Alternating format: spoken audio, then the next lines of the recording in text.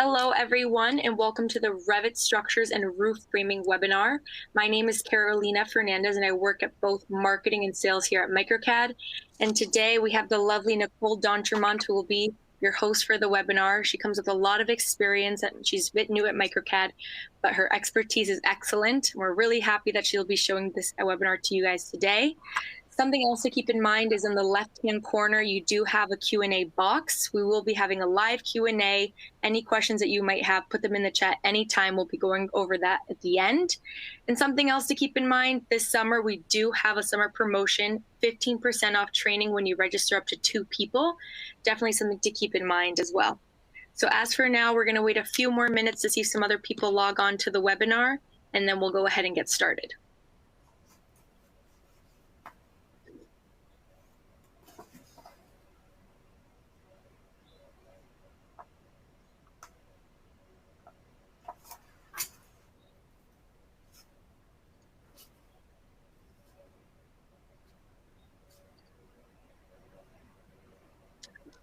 All right, looks like we have a few more people that just joined. So Nicole, I'll now pass it on to you. Great. Thank you, Carolina, for the kind introduction. Welcome, everyone. Today we're going to have a lot of fun, which is, of course, everyone's first thought when talking about complex roof framing and structural engineering, right? Well, if not, after today's demo, you might agree that structural framing and modeling can be fun. Roofs and foundations are often some of the major design challenges for architects and engineers. They are the top and the bottom, the main components of a building that carry all of the weight and keep the structure from tumbling down. Today, I will do my best to show everyone how Revit and BIM, which is Building Information Modeling, can aid in making efficient and beautiful, accurate models for our home, offices, and other built environments. With Revit, designs can come to life and represent the real framing and structures that will be built for the client on the actual sites. This leads to saved time, energy, and money, and also increases safety and costly errors, decreases errors. All of this translates to better coordination and happier clients and building inspectors. Let's get started. So I'm going to go ahead and share my screen to do a little bit of a demo.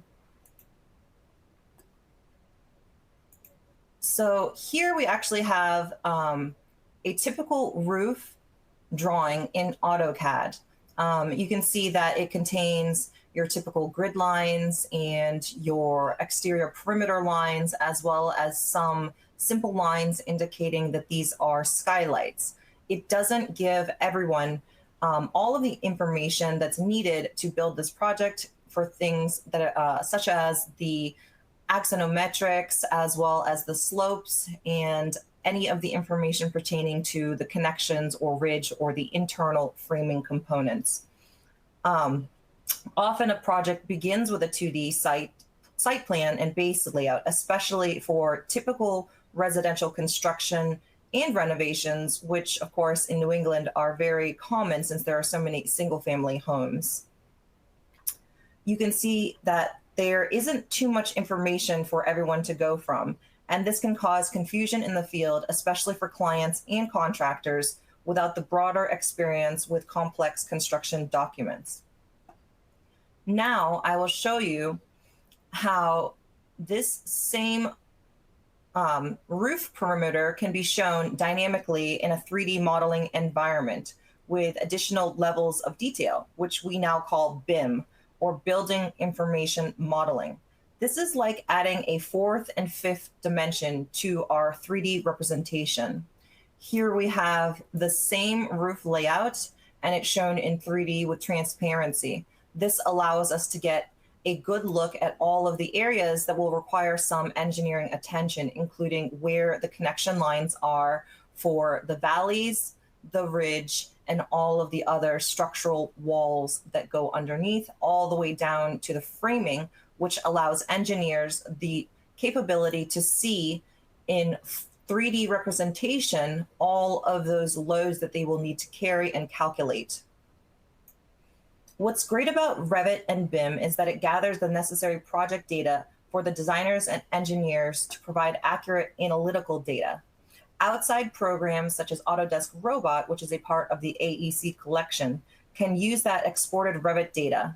So here, if I take one of these roofs, it will give us the information about the type of roof it is, what type of framing system it uses, what materials are being used, as well as insulation values. And that goes further when I dig even deeper into the structural of that roof. So you can see that it gives us even things like the heat transfer coefficient, thermal resistance, thermal mass, absorption, and other values that are important to both the engineer, the client, and the code compliance.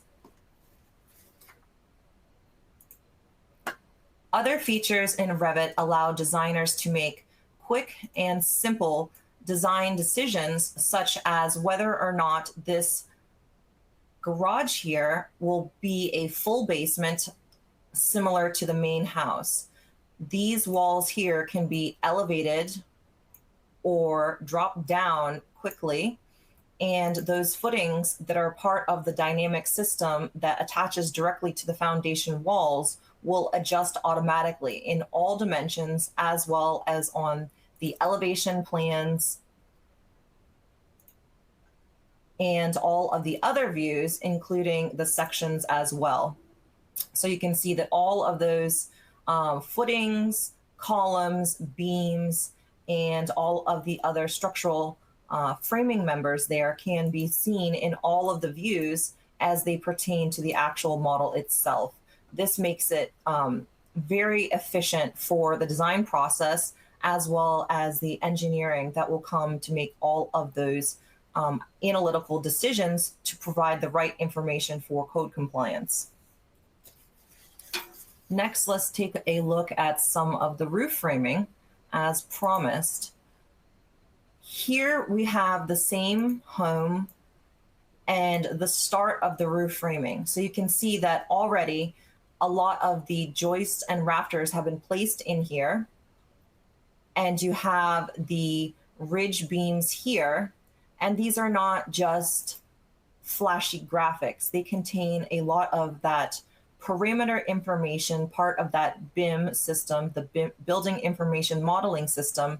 So we're given all of the actual information about what type of object that is. You can see that there is all of this information here, as well as the length and all of the angles that are used for this project, as well as where it sits in relation to all of the other components.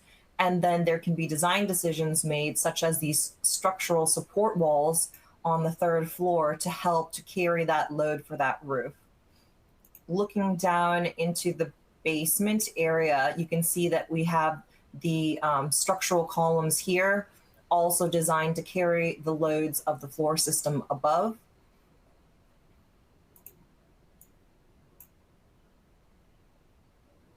And then we'll go to another model. And here we can see that more of the roof has been completed with all of those rafters in place. And these all work together to create all of the internal framing for this project. Over here, you can see that there have been additional customizations made. So these are not just simple lines that will always carry across. You can cut all of these actual beams here, all of these actual rafters, and you can place in your cross bracing, and you can frame out all of your individual skylights and windows with all of the correct values for those framing beams. And that way the contractor has no question about what they're supposed to do in the field. This reduces so many issues, as many of you have been through this process and know that a lot of this comes down to whether or not those drawings are accurate, whether or not the contractor can understand them, and whether or not the city has the appropriate amount of information to approve them. So this is all of that framing that has been put in there. You have the rims, you have the ridges, you have the rafters, and you have any of the additional support systems that are needed. You can also see here that we have some some of these decorative and structural columns here to hold this roof. And all of these can be manipulated very nicely and efficiently from any of the views. So either 3D plan view or the elevation view or the section view, I can make those same changes. If I were to move any of these objects here, they will still be also moved in the other views as well. And then you don't have to go from sheet to sheet to sheet to sheet as you would in a typical 2D drafting program.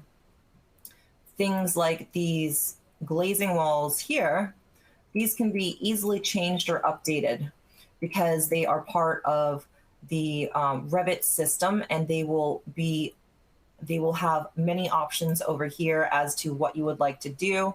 So if we wanted to make an option for the client that included a regular wood stud wall rather than that glazing wall, we can do so and provide both models with both full sets of drawings and all of the sheets and everything for the client without having to make multiple changes to the full set of drawings.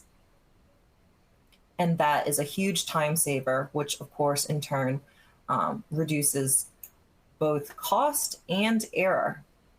It makes it quite accurate and quite efficient. And you can see I can make additional design changes such as those windows. I can make all of my adjustments from here. I can add in new by just creating a similar and place that right on that same wall there. And it's really as simple as that. All of this, it seems like it's just too easy, but you still have the ability to make it also very, very, very accurate. So all of those changes can be made on the 3D view or any of the other views, and then you can go into all of your plan views and you can create all of your annotations for very accurate and fully detailed out models, as well as adding in your notes and anything else that is specific for this project. So you can see how quickly and easily that is done. And all of these elements can be seen throughout all of the appropriate floor plans, so that even things like this, this framing here, I'm able to see that in the 3D view. And then I'm also able to make the very accurate design changes, such as copying over this framing system here. And then I have that full set of framing around that skylight placed almost instantaneously because I've created a group of those rafters in bracing. So you can see if I even pull it out and copy it over to here, this is a group that has all of that skylight framing. And in my 3D view, you can see that it's on the correct angle with all of the correct connections, as well as all of the correct spacing and bracing that's necessary for that skylight. So that's as efficient and elegant of a solution as is possible, and is part of how Revit makes things just so nice for designers and engineers to be able to create beautiful, beautiful built environments. We're going to take a look at one more, which is the completed framing. And again, you can see how everything just really comes together with all of that, not just the beautiful flashy 3D graphics. It is in fact containing all of the structural information, all the way down to these beams here for the joists for the floor systems. And they will carry across. They will be able to use that BIM information and data and export that into a structural analysis program, and which will offer information about national and local code compliance, And that is a huge, powerful option for engineers who are taking advantage of all that Revit and BIM has to offer. And even here, I can make additional changes to any of these elements. So if this joist needs to be cut back for an opening, I can do so in any of the views, including the 3D view. And I can also adjust the type of beam. So this is one of the Revit included beams, which is a simple plywood web joist. But let's say this project required something specific from one of the manufacturers. And you're thinking, how can I do that? How can I show and represent that actual manufacturer specification? Well, what's so great about how fast this technology has been moving is that a lot of the manufacturers have been choosing to provide designers and engineers with full libraries of their products. So let's take a look at one of the manufacturers here. And so this was provided by a company called Weyerhaeuser, and they make TJI joists. And you can see here that the company has taken the time and provided this information for us. And they've done it and have it available in an online catalog for free. So you're able to take all of the created objects from those manufacturers with all of their data and specifications, and you can load it right into your projects. So here I can take this provided joist and I can bring it into my project here in Revit. And I can take that original plywood web joist, which was the Revit and Autodesk provided standard, and then I'm able to include and update it with the Weyerhaeuser TJI joist, which may be the client specification or the local code specification for this specific load. And you can see that updated the profile, the 3D shape, as well as all of the information that's provided from the manufacturer, including links to any of their specifications. So that is as accurate of a structural frame as you can get.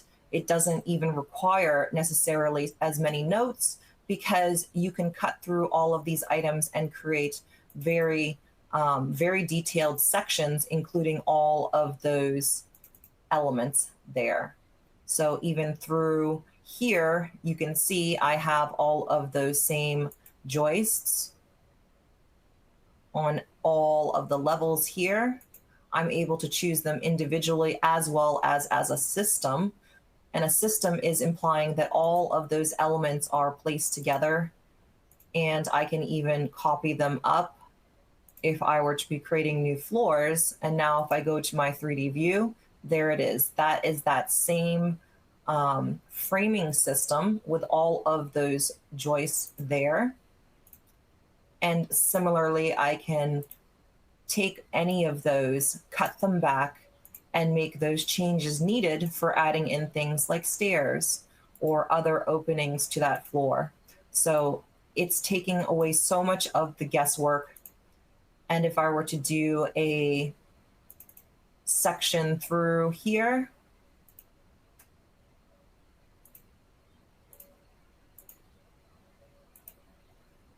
I can show you all of those same joists cut through right there, that same system that I carried up.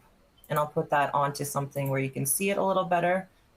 And you can see that that is showing an accurate cut through of those Weyerhaeuser TJI joists that I imported from the manufacturer. So those are not something that I have to draw out myself. They're something I can simply bring into the project and have available to me. So in summary, Revit allows designers and engineers the ability to create 3D models with structural analysis data that can be used by engineers. Revit offers many built-in options for framing, such as joist, beams, rafters, and columns. Manufacturer specifications for those items, as well as things like fasteners and other content, windows, doors, can be imported and applied as well. Revit utilizes BIM, Building Information Modeling, which is a technology that allows users the capability to include parameters and other information such as phasing, materials, and structural values, which then can be used for schedules and other formats for takeoffs and analysis. This improves the overall understanding of all of the construction teams, including the contractors, the clients, and the building inspectors. This reduces overhead and errors. This also helps to improve clash detection between architectural, structural, and MEP elements. Revit goes beyond drafting and modeling and provides the engineers and designers with all that is needed to coordinate a successful build. So that concludes my demonstration portion of this, and we're going to open it up for some questions. So Carolina, I'll hand it back to you. Yeah, it seems like we have a few questions coming in. So the first one is, where do you get the foundation walls with footings and the structural timbers? Okay, so that's a great question. Let me just bring back up my Revit screen. Okay, so Revit on its own has all of the built-in what they call families, and that can be a wall, that can be a door, and that can be any other element that's included in this model that I've built here. So the entire model has been built with the out-of-the-box Revit components. So all of these walls, all of these windows and doors, these are all Revit built-in system components, these timber beams, these foundation walls. Now, if I don't have exactly what I need and I need to change anything such as the dimension of a wall, I can take that same wall, which is a basic wall foundation, and this is one of the built-in walls, and I can edit that type. So I can duplicate it, I can rename it, and I can call it 16-inch concrete wall, and it will use the same material values as the 10-inch concrete wall. And then I can update things here, such as the thickness of that wall. And you can see here that it includes all of that calculation for the resistance and thermal mass based on the type of material I chose. So the material I chose was cast in place concrete. Its function is a structure. It's a structural material, which I've checked off here, and I choose OK. And that's going to update all of the information here. And then I've now created that type, and I have replaced the 10-inch wall with a new 16-inch wall, and that updates all of that information.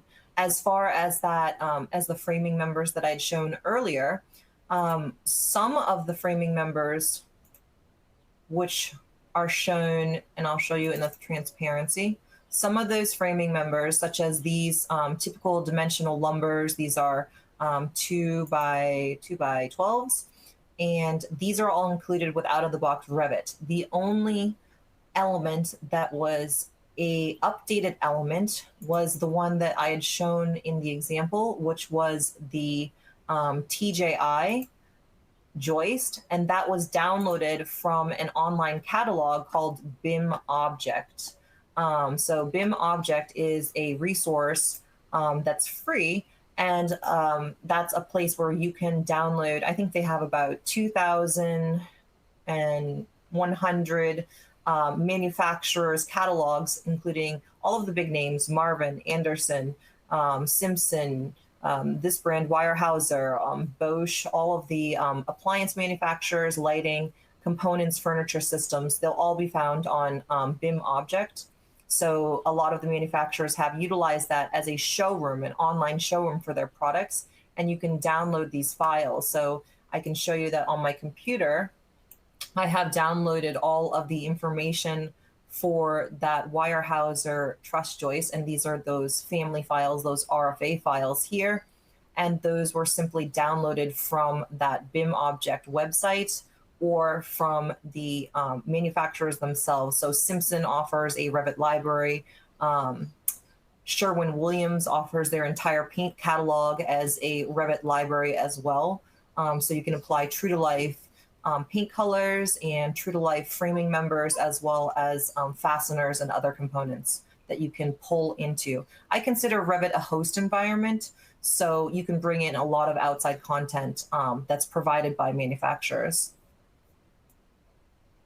All right, so here we have another question. Are the framing members placed individually or part of the roof system? So the way that all of these works is that I create a single rafter first. I place it on the angle, and then I can use the array command to create a full system of those rafters. And the reason why I do it individually is because often the architectural component will come first. I'm retrofitting into the architectural roof, the rafter, and working with a single rafter is simpler and easier, especially if I need to make cuts and overlaps. So I have staggered these here, and I've included a bracing structure in the middle. So I create 2 rows, and then these I've created into groups, and then I array them. So you can see that that is one group with the staggered rafters there. And then all of them have been arrayed into a pattern so that they all are on the same angle and slope. As far as flooring systems, because they're on a flat plane, those can be done by sketch of perimeter. So if I go to my boundary here, you can see that I have this magenta line, which is the perimeter boundary, but I'm still able to make individual changes to the individual joists, but I have only drawn in a perimeter. Okay, great. Another one. Do you typically use an array tool for joist spacing? Yes, and I can do a quick little demo on that. So let me go to my structural plan for my ridge. Okay, so as mentioned, I have this this group for these 2 rafters here. I'm going to just copy it so we can visualize this a little easier. Now I can take this, and it's on the same angle, it's on the same pitch, and then I can use my array command, and it's going to give me the option to group and associate it. It's also going to give me the options to constrain it and how many I would like to put into this array. So I'm just going to put 30. And then I'm going to take this and I'm going to go to my proper spacing, which is the 1'4" spacing. And that is all that I have to do. I just do my original spacing here, and it's kept my group. And I've also been given the option to adjust my array. So if it is too long or too short for that span, then I can change it here, and that will adjust my span length. Perfect. Okay. How do you make a rafter cut the way you want it? So as far as rafter cuts and all of that, I would still do that probably in a section detail. The reason why I say that is because the more complex roofs you're going to have many different angles for your rafter cuts. I find that the easiest way is to make a call out for that section. And then that section is dynamic, so you can actually go to any of those additional call outs. And then if you're looking at this in plan view, you may not see that cut, but you can also do it from a section and choose that there and create a isolated section and do your detailing using any of the masking or detail item tools, as if you were doing a typical detail in AutoCAD, as well as if you were doing hatches and things like that to make those adjustments. You can do that as well from any of the section views or the isolated callouts as well. So it still stays a sort of 200 level detail for the 3D model itself, and you would do all of your higher fine level details as callouts.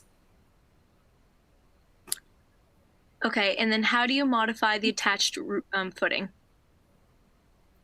Oh, so here, that's a great question. So here I have a footing, and it has been attached to this wall. And I'm just going to drop this down so we can see it a little bit better.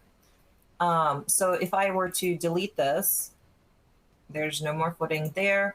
the way that we add it in is that we go to our structure, we do a structural foundation wall, we select the object that we would like to use. This is placing in a 36-inch by 12-inch bearing footing.